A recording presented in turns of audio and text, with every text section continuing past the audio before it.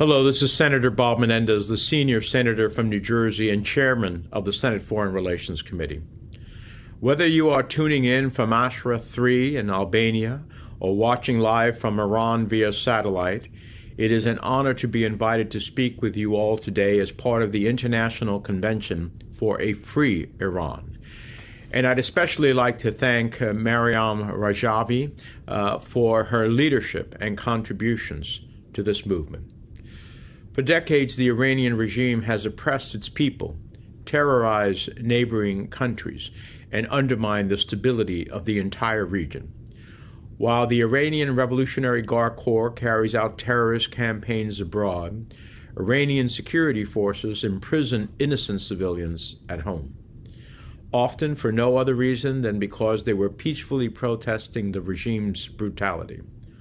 While Iranian drones loaded with ball bearings and shrapnel hit American facilities, the regime works to stockpile nuclear material and advance its nuclear program. While the regime spreads misinformation abroad, they promote and protect human rights abusers at home. Men like Ibrahim Raisi. This is someone who was actively involved in the 1988 massacre of as many as 30,000 political prisoners in Iran, a crime that he carried out after the supreme leader's religious decree against the MEK, the People's Mujahideen Organization. This is someone who directed the brutal crackdowns against peaceful protesters in both 2009 and the more recent protests of 2019. That's why the Iranian Revolutionary Guard Corps and the regime promoted this killer. They promoted him to consolidate their power. They promoted him to close off any room for Iranian citizens seeking to hold their government accountable. And they promoted him as they stepped up regional terrorism operations and their push towards a nuclear weapon. We must continue to call out continued oppression in Iran. It is critical to confront the misogynist regime's targeting of women. It is critical to support people exercising their rights by protesting against the regime's repression. Indeed, with every building that collapses, with every water shortage, with every currency devaluation, the protest movement expands.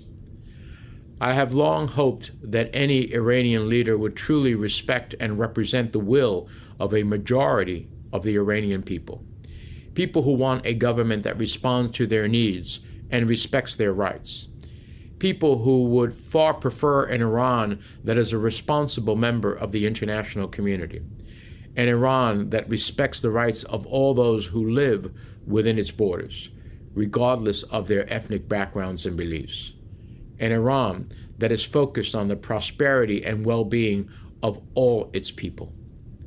I truly believe the overwhelming majority of Iranians have always opposed the violent tactics, extrajudicial killings, and nuclear ambitions of the leaders in Tehran. But the Iranian regime continues to play this nefarious role. It continues to support terrorism abroad and advance its nuclear capabilities at home. Unfortunately, despite severe overtures from this administration to engage in a constructive dialogue on Iran's nuclear program, a return to the 2015 deal is not only unrealistic and unproductive, it is a fantasy. Iran is drawing out negotiations with delaying tactics and brinkmanship, and Iran continues to advance its nuclear program in the face of the international community's censure. And so it is time for us to send a message that we will do whatever is necessary to ensure that Iran never achieves a nuclear weapon. Finally, I'd like to salute the bravery of the Iranian diaspora in the face of violent reprisals and the real threats of transnational harassment and detentions. Let us come together and stand up for the Iranian people struggling for a country that respects human rights and the dignity of all people. And let us continue to fight for the freedom and justice every Iranian deserves. Thank you.